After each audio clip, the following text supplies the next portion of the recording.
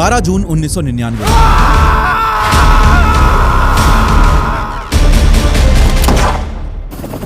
हिमाचल प्रदेश के एक छोटे से शहर पालमपुर में तिरंगे में लिपटा एक पार्थिव शरीर उतरता है। एक 22 साल के लड़के का पार्थिव शरीर, पर उसका चेहरा इस हालत में है कि खुद उसके माँ बाप उसे पहचान नहीं सकते। पहचानता है उसका छोटा भाई, और वो भी सिर्फ एक आईब्रो से, क्योंकि चेहरे पे बस वही एक चीज बची है। ये लड़का लड़ाई के मैदान में लड़ते हुए शहीद नहीं हुआ था। इस लड़के को पाकिस्तानी फौज ने जिंदा पकड़ा था। कसूर सिर्फ इतना कि वो अपने हिस्से की एक रूटीन पेट्रोलिंग पे गया था, और अगले 22 दिन पाकिस्तानियों ने इस लड़के के साथ वो किया जो जंगली जानवर भी नहीं करते। वो सब हड्डियां तोड़ चुके थे, आंखें बाहर निकाल के लटक रही थी यहाँ गालों के ऊपर। जब हमने पूछा साहब ये लाश की हालत कैसी हुई, तो बोला साहब जंगली जानवर है।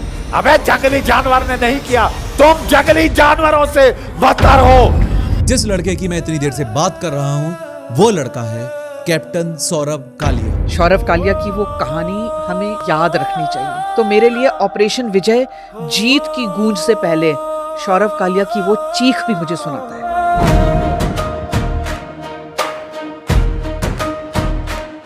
ना कोई शिकवा ना कोई सवाल था, बस वतन के लिए एक वादा था।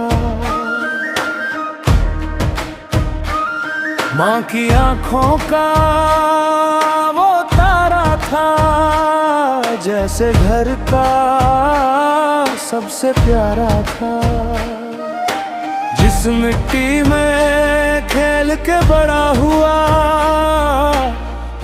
थमती सांसों में भी गुरूर देखकर पाकिस्तान फ्रस्ट्रेट हो गया। उसके कानों में गरम लोहे की सलाखें आर पार कर दी गईं, पर्दे फाड़ दिए गए, उसकी आंखें फोड़ी गईं और फिर बाहर निकाली गईं, वैसे जैसे आइसक्रीम का स्कूप निकाला जाता है। उसके दांत तोड़े गए, हाथ की हड्डियां तोड़ी गईं, पूरे जिस्म को सिगरेट लगा लगा के जलाया गया। बॉडी एकदम छोटी हो गई थी क्योंकि सारी हड्डियां तोड़ दी गई थी। उसके प्राइवेट पार्ट्स काट दिए गए, और जब इतना करने के बाद भी उस लड़के ने अपने देश का एक भी राज नहीं उगला, तो उसके सर में गोली मार के उसे शहीद कर दिया गया।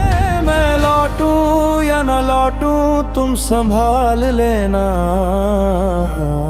उस लड़के की नौकरी को सिर्फ 5 महीने हुए थे। पहली सैलरी अभी तक अकाउंट तक में नहीं आई थी। माँ बाप ने अपने उस बेटे को कभी वर्दी तक में नहीं देखा था, लेकिन हर बार की तरह शुरू से शुरू करते हैं।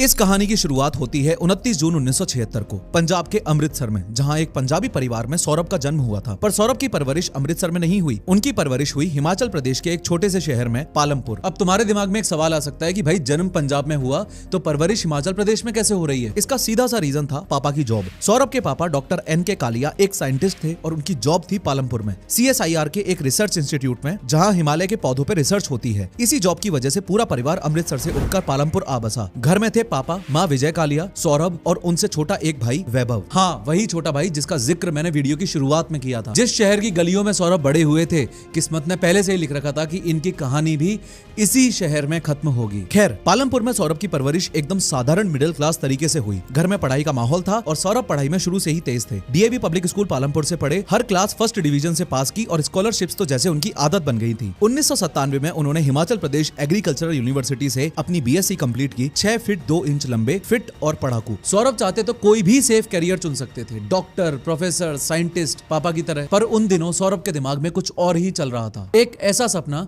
जो उन्हें किताबों से नहीं, वर्दी से प्यार करना सिखाता, और वो सपना था इंडियन आर्मी का। ग्रेजुएशन पूरी होते ही सौरभ ने CDS का एग्जाम दिया। CDS यानी कंबाइंड डिफेंस सर्विसेज, वो एग्जाम जिसे पास करके ग्रेजुएट लड़के फौज में ऑफिसर बनते हैं। सौरभ ने ये एग्जाम निकाला और अगस्त 1997 में वो पहुंच गए इंडियन मिलिट्री अकेडमी देहरादून। वही अकेडमी जहां इस देश के आर्मी ऑफिसर्स तैयार किए जाते हैं। यहाँ 1.5 साल वो ट्रेनिंग चली जो एक आम लड़के को फौजी बनाती है। सुबह 4 बजे उठना, दौड़ना, गिरना, उठना और फिर से दौड़ना। और फिर आई वो तारीख 12 दिसंबर 1998। इस दिन 22 साल के सौरभ ऑफिशियली इंडियन आर्मी के ऑफिसर बने, लेफ्टिनेंट सौरभ कालिया। उन्हें मिली 4 जाट रेजिमेंट, इंडियन आर्मी के सबसे पुराने और सबसे डेकोरेटेड इन्फेंट्री परिवारों में से एक। अब बस घर से विदाई बाकी थी, और घर से निकलते वक्त सौरभ ने अपनी माँ से एक ऐसी बात कही थी जो आज भी रोंगटे खड़े कर देती है। उन्होंने कहा था कि माँ देखना, मैं ऐसा काम कर जाऊंगा कि एक दिन पूरी दुनिया में मेरा नाम होगा। जनवरी जनवरी 1999 में लेफ्टिनेंट सौरभ कालिया अपनी जिंदगी की पहली पोस्टिंग पे पहुंचे। जगह का नाम कारगिल। आज ये नाम सुनते ही तुम्हारे दिमाग में जंग की तस्वीरें आती हैं, पर जनवरी 1999 में किसी को अंदाजा तक नहीं था कि बर्फ से ढकी हुई ये जगह कुछ ही महीनों में पूरे देश की हेडलाइन बनने वाली थी, क्योंकि सरहद के उस पार इंडिया की नजरों से दूर साजिश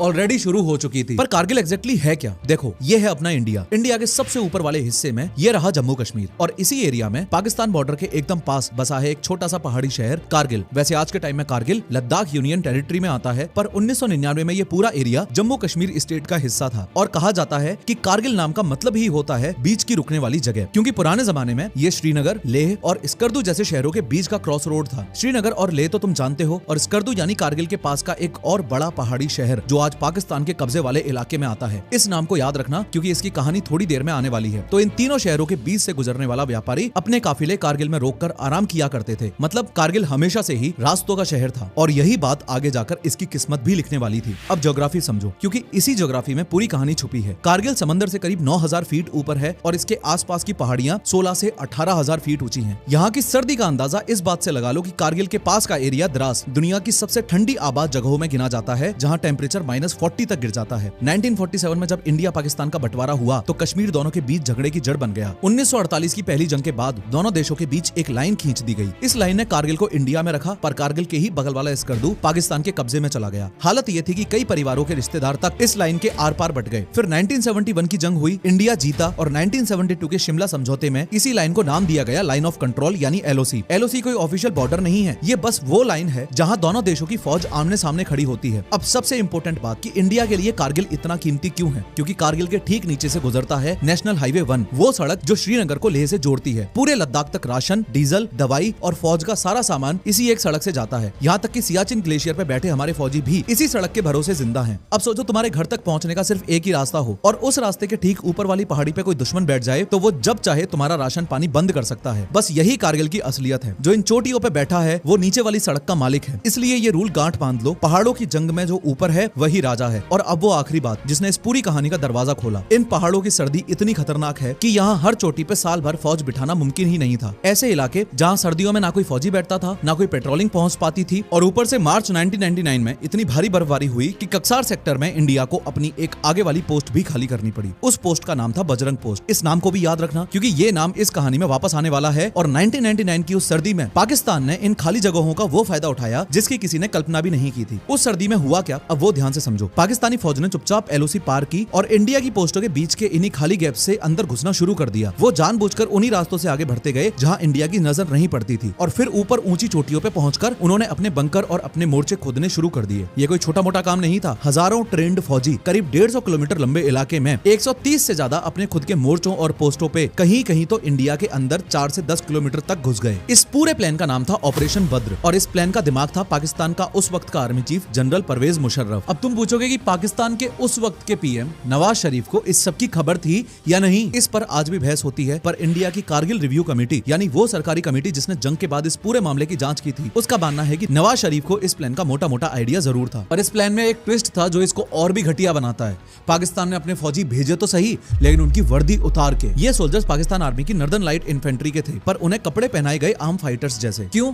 ताकि अगर दुनिया पूछे तो पाकिस्तान अपने हाथ खड़े कर दे कि भैया ये हमारे फौजी थोड़ी हैं, ये तो कश्मीरी मुजाहिदीन है। मतलब अपने फौजियों को अपना मानने से इनकार करने का प्लान पहले दिन से ही तैयार था। और ये बात गांठ बांध लो, क्योंकि यही झूठ आगे जाकर सौरभ की कहानी का सबसे दर्दनाक हिस्सा बनने वाला है। और अब इस प्लान की टाइमिंग सुनो, खून खौल जाएगा। फरवरी 1999 यानी ठीक उसी वक्त इंडिया के PM अटल बिहारी वाजपेयी बस में बैठकर लाहौर गए थे। दोस्ती का हाथ बढ़ाया था, लाहौर डिक्लेरेशन साइन हुआ था, अमन की कस्में खाई गई थी। एक तरफ लाहौर में दोस्ती के गीत गाए जा रहे थे, और ठीक उसी वक्त कारगिल की चोटियों पर पाकिस्तानी फौजी चढ़ रहे थे। प्लान बिल्कुल साफ था, गर्मियां आते ही जब इंडियन फौज अपनी पोस्टों पे वापस आएगी तो ऊपर से गोलियां बरसेंगी। और याद करो वो रूल, पहाड़ों में जो ऊपर है वही राजा है। इन चोटियों से पाकिस्तान NH1 हाईवे काट देता, लद्दाख और सियाचिन इंडिया से अलग हो जाते। यानी इंडिया के लिए चेकमेट की पूरी तैयारी कर ली थी इन लोगों ने।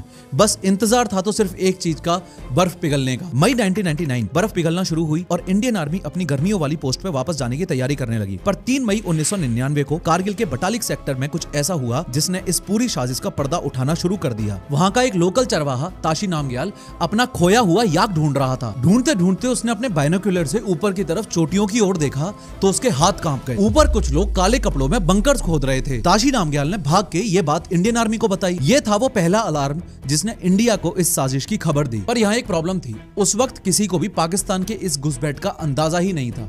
एग्जैक्ट स्केल का अंदाजा ही नहीं था कि पाकिस्तानी आर्मी कितना अंदर घुस चुकी है। आर्मी को लगा कि हर साल की तरह मुट्ठी भर आतंकवादी घुस आए होंगे, इनको हम 2-4 दिनों में खदेड़ देंगे। किसी के दिमाग में ये बात नहीं थी कि ऊपर कुछ आतंकी नहीं बल्कि पूरी की पूरी पाकिस्तानी फौज बैठ चुकी है। और सच जानने का सिर्फ एक ही तरीका था, पेट्रोलिंग, यानी छोटी छोटी टीम्स को पहाड़ों पे भेजना, ये देखने के लिए कि ऊपर कौन है, कितने लोग हैं और कहां तक घुसे हैं। अलग अलग सेक्टर्स में पेट्रोलिंग्स भेजी जाने लगी। इनमें से एक सेक्टर था कक्सार। कक्सार यानी कि कारगिल टाउन के बिल्कुल पास LOC से आता हुआ एक इलाका, जिसकी ऊंची चोटियों के ठीक नीचे से वही NH1 हाईवे गुजरता है। यानी अगर दुश्मन कक्सार की चोटियों पे बैठ गया तो वो सीधा लद्दाख की लाइफलाइन के सिर पे बैठ गया। और कक्सार में ये पता लगाने की जिम्मेदारी जिस रेजिमेंट के हत्थे आई वो रेजिमेंट थी फोर्ट जाट रेजिमेंट। वही फोर्ट जाट रेजिमेंट जिसमें कुछ हफ्ते पहले ही एक नए नौजवान ऑफिसर ने अपनी पहली पोस्टिंग पाई थी, लेफ्टिनेंट सौरभ कालिया। लेफ्टिनेंट सौरभ कालिया वापस आ चुके हैं इस कहानी में और यहीं से इस कहानी का सबसे दर्दनाक हिस्सा शुरू होता है। अब कक्सार सेक्टर में फोर्ट जाट रेजिमेंट का काम था ये पता लगाना कि उनके इलाके की चोटियों पे क्या चल रहा है। और ये काम जितना आसान सुनाई देता है उतना ही खतरनाक था, क्योंकि यहाँ पेट्रोलिंग का मतलब है 13 से 14,000 फीट की ऊंचाई पे चढ़ना, जहाँ ऑक्सीजन कम पड़ने लगती है, टेम्परेचर माइनस में रहता है और हर चट्टान के पीछे मौत छुपी हो सकती है। मई के पहले 2 हफ्तों में लेफ्टिनेंट सौरभ कालिया 3 बार पेट्रोलिंग पे गए। 3 बार वो उन खतरनाक चढ़ाइयों पे चढ़े, दुश्मन की पोजीशंस देखी और वापस आकर अपनी रिपोर्ट्स दी। और यही रिपोर्ट्स थी जिन्होंने इंडिया को पहली बार बताया कि कक्सार में मामला मुट्ठी भर आतंकियों का नहीं है, घुसपैठ बहुत बड़ी है। इसी वजह से आज भी हिस्ट्री में लेफ्टिनेंट सौरभ कालिया को वो पहला आर्मी ऑफिसर माना जाता है जिसने कारगिल की इस घुसपैठ की डिटेल्ड इन्फॉर्मेशन दी थी। एक 22 साल का नौजवान जिसे अभी फौज में आए 1 साल भी पूरा नहीं हुआ था,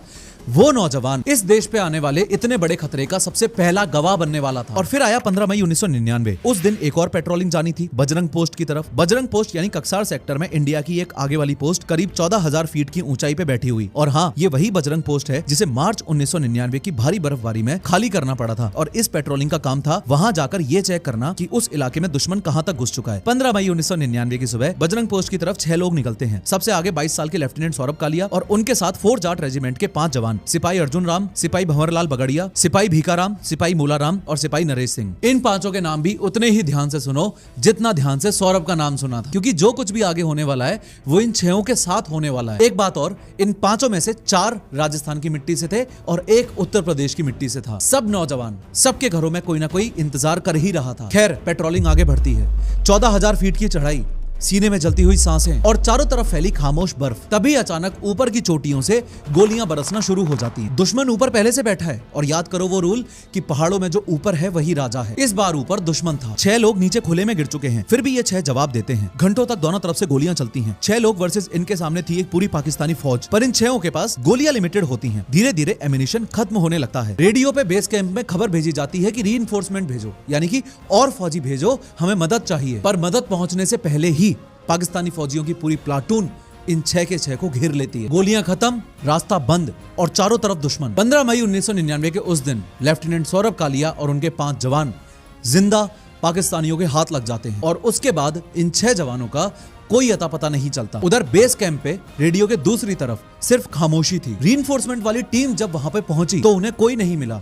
ना उन 6 के हथियार मिले, ना वो 6 जवान मिले, ना कोई सुराग मिला। ऐसा लग रहा था जैसे ये 6 लोग हवा में घुल गए हों। इंडियन आर्मी ने पूरे इलाके में एक बड़ा सर्च ऑपरेशन शुरू कर दिया। दिन रात तलाश चलती रही, पर उन 6 जवानों का कोई सुराग नहीं मिला। और इसी तलाश के दौरान आर्मी को वो दिखा जिसने सबकी नींद उड़ा दी। ऊपर की चोटियों पे सैकड़ों पाकिस्तानी फौजी बैठे हुए थे पूरे हथियारों के साथ। अब जाकर इंडिया को समझ आना शुरू हुआ कि ये घुसपैठ कितनी बड़ी है। पर अपने 6 बेटों की पहली खबर इंडिया को कहां से मिली, ये सुनकर तुम्हारा खून खौल जाएगा। ये खबर किसी इंडियन सोर्स से नहीं आई, ये खबर आई रेडियो स्कर्दू से। रेडियो स्कर्दू यानी पाकिस्तान के कब्जे वाले इलाके का एक रेडियो स्टेशन, उसी स्कर्दू शहर से जो 1948 में पाकिस्तान के कब्जे में चला गया था। इस रेडियो पे ऐलान हुआ कि पाकिस्तान ने इंडियन आर्मी के 1 ऑफिसर और 5 जवानों को जिंदा पकड़ लिया है। सोचो जरा, अपने ही 6 बेटों के दुश्मन के द्वारा पकड़े जाने की खबर हमको पहली बार दुश्मन के ही रेडियो से मिलती है। पर इस खबर में एक उम्मीद भी छुपी थी, क्योंकि जिंदा पकड़े जाने का सिंपल सा मतलब होता है कि कि वापस आने की उम्मीद है। जंग में भी कुछ रूल्स होते हैं और उन रूल्स के मुताबिक जिंदा पकड़े गए फौजियों को, जिंदा पकड़े गए सोल्जर्स को सही सलामत वापस लौटाना पड़ता है। घर वालों ने भी यही सोचा और इंतजार शुरू हो गया। अब वो रूल्स क्या थे वो समझो। लगभग दुनिया के सारे देश एक समझौते पर ऑलरेडी साइन कर चुके हैं, जेनेवा कन्वेंशन। जेनेवा कन्वेंशन मतलब कि जंग की एक लिखित किताब, और यह किताब तय करती है कि युद्ध चाहे कैसा भी हो लेकिन इंसानियत की एक लाइन कभी क्रॉस नहीं होनी चाहिए। इन रूल्स के हिसाब से जंग में पकड़े गए फौजियों को प्रिजनर्स ऑफ वॉर कहा जाता है, यानी POW। और प्रिजनर्स ऑफ वॉर के साथ क्या नहीं हो सकता ये भी सुन लो। उसे मारा नहीं जा सकता, उसे टॉर्चर नहीं किया जा सकता, उसे खाना, पानी और इलाज देना जरूरी है। जंग खत्म होने के बाद उसे सही सलामत उसके देश में भेजना भी जरूरी है। और सबसे बड़ी बात ये, इस जिनेवा कन्वेंशन पे इंडिया ने भी साइन किया हुआ है और पाकिस्तान ने भी। मतलब कागज पे सौरभ और उनके 5 जवानों की गारंटी पाकिस्तान खुद दे चुका था। पर अब वो झूठ याद करो जो ऑपरेशन बद्र के वक्त से बोला जा रहा था। पाकिस्तान दुनिया से कह रहा था कि कारगिल में तो उसकी फौज है ही नहीं, वहां तो कश्मीरी मुजाहिदीन लड़ रहे हैं। अब अगर पाकिस्तान इन 6 को प्रिजनर ऑफ वॉर मान लेता तो इसका मतलब ये होता कि वहां पर पाकिस्तान की फौज है और दुनिया के सामने उसका झूठ खुल जाता। इसलिए पाकिस्तान ने वो किया जो शर्म की हद से भी नीचे था। उसने इन 6 जवानों को कभी भी ऑफिशियली प्रिजनर ऑफ वॉर माना ही नहीं। हाँ, रेडियो पे ऐलान जरूर हुआ था,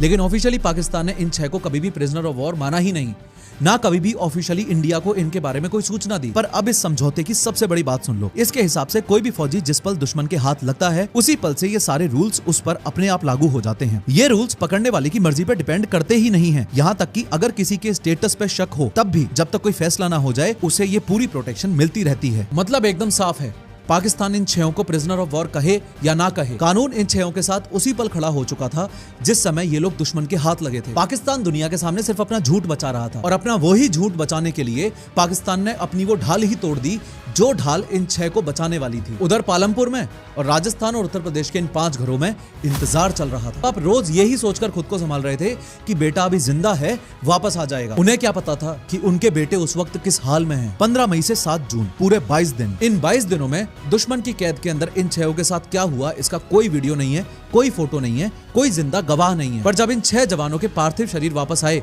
तो इनका एक एक जख्म खुद गवाही दे रहा था कि इन 6 के साथ उन 22 दिनों में पाकिस्तानियों ने क्या क्या किया होगा। ये वो सच है जो पोस्टमार्टम रिपोर्ट्स में दर्ज है और जिसे इंडिया ने पूरी दुनिया के सामने रखा था। पाकिस्तानी फौज को इन 6 के 6 जवानों से इंफॉर्मेशन चाहिए थी। इंडियन आर्मी की पोजीशंस क्या हैं, कितने फौजी कहां तैनात हैं, आगे का प्लान क्या है, वगैरह वगैरह। और इस इंफॉर्मेशन के लिए पाकिस्तानियों ने हर वो तरीका अपनाया जो एक बार के लिए शैतान भी सोचने से पहले कांप जाए। इन 6 जवानों को दिन रात मारा पीटा गया, जलती हुई सिगरेट से इनके शरीरों को दागा गया, इनके नाखून उखाड़ लिए गए, इनके दांत तोड़ दिए गए, एक एक करके इनकी हड्डियां तोड़ी गईं, गरम लोहे की सलाखें इनके कानों के आर पार कर दी गईं। और इनकी आंखों के साथ क्या हुआ ये मैं तुम्हें वीडियो के शुरू में ही बता चुका हूं। इनके होठ काट दिए गए, इनकी नाक काट दी गई और इनके प्राइवेट पार्ट्स तक काट दिए गए। और ये सब किसी एक दिन में नहीं हुआ, ये 22 दिनों तक हुआ, हर दिन हर रात। अब एक सेकंड के लिए रुको और सोचो कि इतना सब होने के बाद भी इन 6 ने अपने देश की कोई भी बात इनको नहीं बताई, ना पोजीशंस बताई, ना प्लान्स बताए, ना राज खोले। दुश्मन के पास ताकत थी, वक्त था और जुल्म के सारे हथियार थे, पर इन 6 के पास एक वो चीज थी जो दुश्मन कभी तोड़ ही नहीं पाया, देश के लिए वफादारी। और जब 22 दिनों बाद पाकिस्तान को समझ आ गया कि ये 6 कभी नहीं टूटेंगे तो उन्होंने वही किया जो कायर करते हैं, इन 6 के सरों में गोली मारकर इनकी हत्या कर दी। 7 जून को इन 6 जवानों की शहादत हुई और 9 जून 1999 को पाकिस्तान ने इनके पार्थिव शरीर इंडिया को सौंप दिए। जब इंडियन आर्मी ने वो 6 शरीर वापस इंडिया में देखे तो एक मजबूत से मजबूत सिपाही की आंखें भर आईं, क्योंकि सामने जो रखा हुआ था वो जंग में शहीद फौजियों के शरीर लग ही नहीं रहे थे। वो जो उनके ऊपर जुल्म हुए हैं उनकी एक खुली किताब थी। इनका पोस्टमार्टम करवाया गया, यानी डॉक्टर्स ने शरीर की पूरी जांच की ताकि ये पता चल सके कि मौत कैसे और कब हुई। इस जांच ने वो कंफर्म कर दिया जिससे पूरा देश कांप उठा। डॉक्टर्स ने लिखा कि ये सारी चोटें, ये सारे जख्म मरने के बाद के नहीं थे, ये सब तब किया गया था जब ये 6 जवान जिंदा थे और गोली सबसे आखिर में मारी गई थी। मतलब पहले 22 दिन तड़पाया गया और जब जिस्म ने साथ छोड़ दिया तब उन्हें गोली मारकर शहीद कर दिया गया। 10 जून को ये सच देश के सामने आ गया, अखबारों में हेडलाइंस छपी और पूरा देश गुस्से से उबल पड़ा। हर घर में, हर नुक्कड़ पे बस एक ही सवाल था कि क्या कोई इंसान ऐसा कर सकता है। पर इस गुस्से के बीच उन 6 के 6 परिवारों पे वो पहाड़ टूट रहा था दुख का जो हम कभी सोच भी नहीं सकते, समझ भी नहीं सकते। तिरंगे में लिपटे 6 पार्थिव शरीर अपने अपने घरों की तरफ रवाना किए गए, 4 राजस्थान की तरफ, 1 उत्तर प्रदेश की तरफ और 1 हिमाचल प्रदेश की तरफ। और अब मैं तुम्हें वापस ले चलता हूँ वहीं जहाँ से ये कहानी शुरू हुई थी, कैप्टन सौरभ कालिया का घर पालमपुर। पालमपुर को लोग चाय के हरे बगीचों वाला शांत शहर कहते हैं। 9 जून की उस दोपहर करीब 2 बजे दूरदर्शन पे वो खबर आ गई जो कोई माँ बाप कभी सुनना ही नहीं चाहते थे। शहीदों के पार्थिव शरीर वापस आ चुके थे। और फिर कालिया परिवार के घर पे भी वो फोन आ गया जिसका डर हर फौजी के घर वालों के सीने में हमेशा धड़कता रहता है। और फिर आई वो तारीख 12 जून 1999। दिल्ली से सौरभ का पार्थिव शरीर पालमपुर लाया गया और उस दिन इस शहर की हवा इतनी भारी थी कि सांस लेना भी मुश्किल लग रहा था। अब तुम्हें इस वीडियो के पहले सीन का पूरा दर्द समझ आएगा। जिन आंखों ने अपने बेटे को पहली बार गोद में देखा था वो आंखें अपने उस बेटे का चेहरा आखिरी बार देख ही नहीं पाई क्योंकि चेहरा बचा ही नहीं था। और छोटे भाई वैभव के हिस्से में आया दुनिया का सबसे भारी काम, अपने बड़े भाई को पहचानना, वो भी सिर्फ एक आईब्रो से। उस दिन पूरा पालमपुर अपने घर से बाहर निकल आया। करीब 8000 लोग अपने इस बेटे को आखिरी सलामी देने उमड़ पड़े और चाय के उन हरे बगीचों के बीच एक तिरंगा धीरे धीरे अपने घर की तरफ चला। फिर आए वो 3 जख्म जो वक्त आज तक नहीं भर पाया। कुछ ही दिनों में सौरभ के अकाउंट में उनकी पहली सैलरी क्रेडिट हुई, पर जिस बेटे ने उसे कमाया था वो अब दीवार पर टंगी एक तस्वीर बन चुका था। फिर कागजों में उनका नाम भी बड़ा हो गया, लेफ्टिनेंट से कैप्टन। पर यह खुशखबरी सुनने के लिए सौरभ अपने परिवार के बीच थे ही नहीं, इसलिए देश आज उन्हें कैप्टन सौरभ कालिया कहता है, पर वो अपना ये नाम पूरा कभी भी नहीं सुन पाए। और फिर चुपचाप कैलेंडर में 29 जून आ गया। उस दिन सौरभ 23 साल के होने वाले थे। सिर्फ 20 दिन का फासला था उनकी शहादत और उनके जन्मदिन के बीच। पर अब उनकी उम्र वहीं रुक गई, हमेशा के लिए 22 साल पे। अब सवाल ये कि इंडिया ने क्या किया। 15 जून 1999 को इंडिया ने पाकिस्तान को ऑफिशियल नोटिस दिया कि तुमने जेनेवा कन्वेंशन तोड़ा है, दोषियों को सजा दो। पाकिस्तान ने साफ इंकार कर दिया। बैटलफील्ड पे इंडिया ने अपना जवाब दे दिया। कारगिल युद्ध के वक्त एक एक चोटी वापस छीनकर 26 जुलाई 1999 को भारत देश ये जंग जीत गया। इस पूरे ऑपरेशन का नाम था ऑपरेशन विजय। और अब किस्मत का वो खेल सुनो जो रोंगटे खड़े कर देता है। जिस जंग में, जिस ऑपरेशन में सौरभ शहीद हुए उसका नाम था ऑपरेशन विजय और सौरभ की मां का भी नाम था विजय कालिया। पर कोर्ट रूम वाला इंसाफ आज तक अधूरा है। सौरभ के पिता डॉक्टर एन.के. कालिया पिछले 27 सालों से लड़ रहे हैं। उन्होंने हर सरकार को चिट्ठियां लिखी। 2012 में उन्होंने सुप्रीम कोर्ट में पिटीशन डाली कि इंडिया इस केस को आईसीजी ले जाए। आईसीजी यानी इंटरनेशनल कोर्ट ऑफ जस्टिस, दुनिया की सबसे बड़ी अदालत जहां देश एक दूसरे के खिलाफ केस लड़ते हैं। पर यहाँ एक कड़वा ट्विस्ट है। इंडिया के अपने पुराने लीगल स्टैंड के हिसाब से वो कॉमनवेल्थ देशों के साथ ऐसे डिस्प्यूट्स आईसीजे में आसानी से ले जा ही नहीं सकता और पाकिस्तान कॉमनवेल्थ मेंबर है। पिटीशन 2016 में एडमिट हुई, फिर सालों तक कोई हियरिंग नहीं हुई और अप्रैल 2026 में फैमिली को अर्ली हियरिंग के लिए फिर से एप्लीकेशन डालनी पड़ी। और जख्म पे नमक ये कि इतना कुछ होने के बाद भी, देश की कोई भी बात ना बताने के बाद भी आज तक सौरभ कालिया को और उन 5 जवानों को कोई भी गैलेंट्री अवार्ड नहीं मिला। यहाँ तक कि शुरुआती सालों में जब परिवार ने अपने ही बेटे की पोस्टमार्टम रिपोर्ट मांगी तो उन्हें यह कहकर मना कर दिया गया कि ये एक कॉन्फिडेंशियल डॉक्यूमेंट है। उस रिपोर्ट की डिटेल्स बाद में सुप्रीम कोर्ट के कागजों के जरिए देश के सामने आई। और पाकिस्तान 2012 में पाकिस्तान के उस वक्त के इंटीरियर मिनिस्टर दिल्ली में खड़े होकर बोले कि हमें नहीं पता वो पाकिस्तानी बुलेट से मरा या फिर मौसम से। और अब आखिरी बात, ये वीडियो मैंने जानबूझकर आज इंडिपेंडेंस डे के दिन पब्लिश की है क्योंकि आज मैं तुमसे व्यूज नहीं कुछ और मांगना चाहता हूँ। मैंने एक ट्वीट किया है जिसका लिंक नीचे डिस्क्रिप्शन और पिन कमेंट में है। उस ट्वीट के जरिए हम सरकार के सामने एक सीधी सी डिमांड रख रहे हैं कि कैप्टन सौरभ कालिया और उनके 5 जवानों को उनकी शहादत का गैलेंट्री अवार्ड दिया जाए। और तुम्हें बस इतना करना है, उस ट्वीट को खोलो, उसे लाइक करो, रिट्वीट करो और अपने थॉट्स के साथ रीपोस्ट करो। एक्स पे यानी ट्विटर पे सरकार के हैंडल्स को टैग करके इस मुद्दे पे बात करो। अपनी इंस्टाग्राम स्टोरी पे लगाओ और वहां भी टैग करो। आज आजादी के दिन इन 6 शहीदों के लिए एक लहर खड़ी कर दो। क्योंकि खुद सोचो, जिन 6 जवानों ने देश के लिए तड़पते हुए अपनी जान दे दी लेकिन उन 22 दिनों में एक भी राज नहीं खोला, क्या वो 6 के 6 जवान गैलेंट्री अवार्ड्स भी डिजर्व नहीं करते? और जिस परिवार का बेटा देश के लिए इतना कुछ सह गया, क्या वो परिवार 27 साल बाद भी इंसाफ के लिए ऐसे ही भटकता रहेगा? सौरभ ने अपनी मां से वादा किया था कि वो एक दिन देश के लिए कुछ ऐसा बड़ा करेगा कि दुनिया उसकी बात करेगी। वो वादा सौरभ ने पूरा कर दिया। देश के लोगों ने उसका साथ दिया, लेकिन अब सरकार की बारी है उस नाम के साथ सम्मान जोड़ने की। ये देश इन 6 का कर्जदार है और आज हम सब मिलकर वो कर्ज थोड़ा सा उतार सकते हैं। इन 6 नामों को कभी मत भूलना। कैप्टन सौरभ कालिया अमर रहें, ये 6 नाम अमर रहें। जय हिंद।